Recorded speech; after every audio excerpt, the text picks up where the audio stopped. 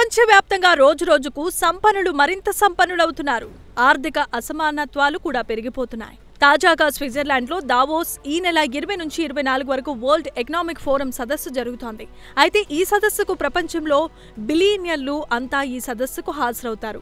అయితే ప్రతి ఏడాది ఆక్స్ఫామ్ దావోస్ WEF సదస్సు జరుగుతున్నప్పుడు గ్లోబల్ బిలియనీర్ల జాబితాను విడుదల చేస్తూ ఉంటుంది. అయితే గతేడాది 2024లో బిలియనీర్ల సంపద విపరీతంగా పెరిగిపోయిందని వెల్లడించింది.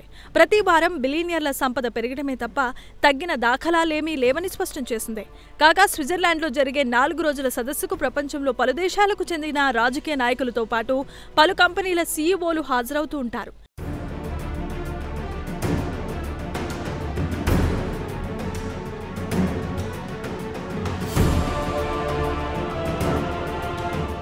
బిలియనీర్ల సంపద గతంలో ఎన్నడూ లేనంత శరవేగంగా 2024లో పెరిగిందని global advocacy group Oxfam international తాజా నివేదికలో వివరించింది.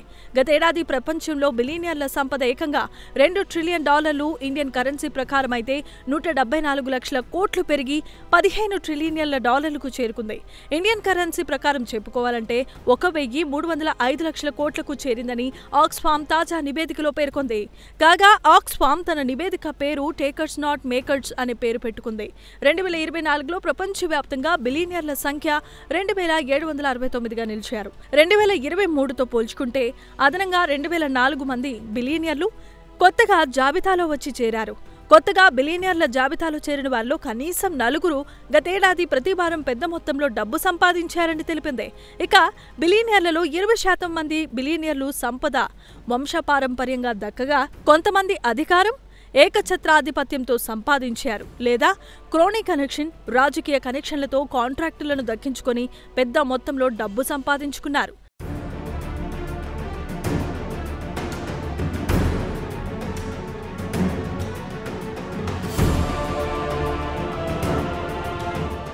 దీనికి వ్యతిరేకంగా ప్రపంచ బ్యాంక్ నివేదిక ప్రకారం 1990 నుంచి లక్షలాది మంది ప్రజలు పేదరికంలో మగ్గిపోతున్నారు.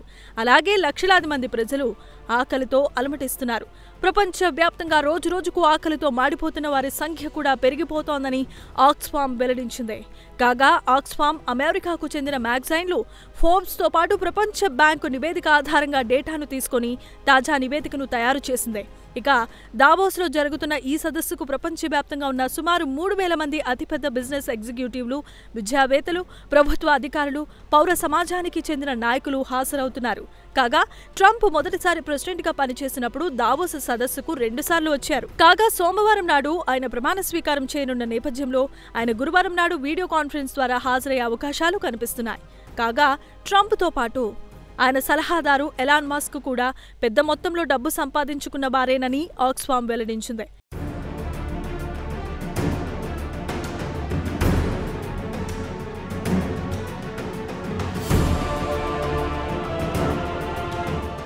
ఇక ట్రంప్ గురించి కూడా ఆక్స్ఫామ్ చురకలంటించింది.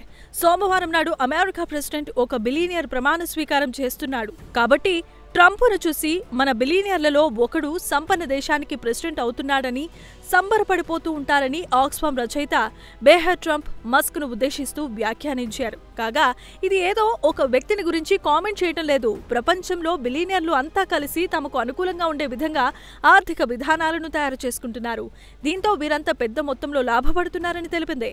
అయితే ఆక్స్ఫామ్ మాత్రం సంపన్నులపై పెద్ద మొత్తంలో పన్ను రుద్ది సమాజంలో ధనిక పేద తారతమ్యాన్ని ఆక్స్ఫామ్ మాత్రం సంపన్నులపై పెద్ద మొత్తంలో పన్నును రుద్ది సమాజంలో ధనిక పేద తారతమ్యాన్ని తగ్గించాలని సూచించింది. అలాగే వ్యాపారాల్లో ఏకఛత్రాధిపత్యానికి ఫుల్ స్టాప్ పెట్టాలని, CEOల వేతనాలపై పరిమితులు విధించాలని, అలాగే కార్మికులు మెరుగైన జీవితం గడపడానికి వేతనాలు పెంచాలని ఆ నివేదికలో సూచించింది.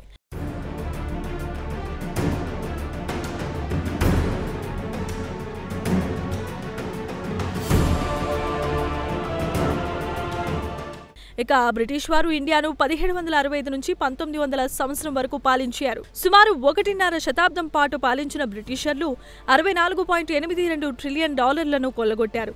వీటిలో $33.8 ట్రిలియన్ లేదా 10% సొమ్ము అక్కడి సంపన్నుల చేతిలోనికి వెళ్లిపోయింది.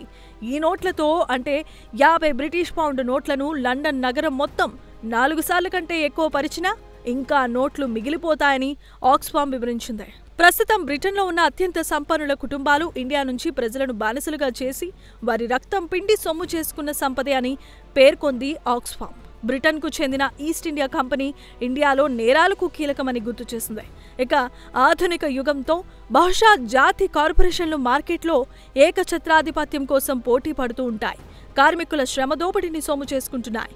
ముఖ్యంగా మహిళా కార్మికులు భారీగా శ్రమ దోపిడీకి గురవుతున్నారని తెలిపింది.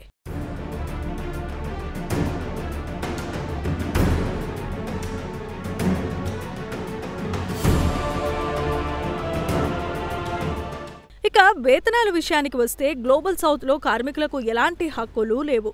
ఉద్యోగ భద్రత లేనేలేదు. అదే గ్లోబల్ నార్త్ విషయానికి వస్తే కాస్త నయం.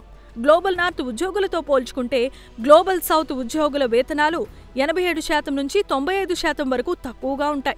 అతిపెద్ద మల్టీనేషనల్ కంపెనీలు గ్లోబల్ సప్లై చైన్లు గ్లోబల్ సౌత్లో అతి తక్కువ వేతనాలు ఇచ్చి పెద్ద ఎత్తున లాభపడుతున్నాయి. కాగా గ్లోబల్ నార్త్ ప్రపంచవ్యాప్తంగా తమ ఆధిపత్యాన్ని కొనసాగుతోందని తెలిపింది. మొత్తానికి సంపన్నులు మరింత సంపన్నులుగా, పేదలు మరింత పేదలుగా మారిపోవటం విచారకరమని ఆక్స్ఫామ్ నివేదికలో వివరించింది.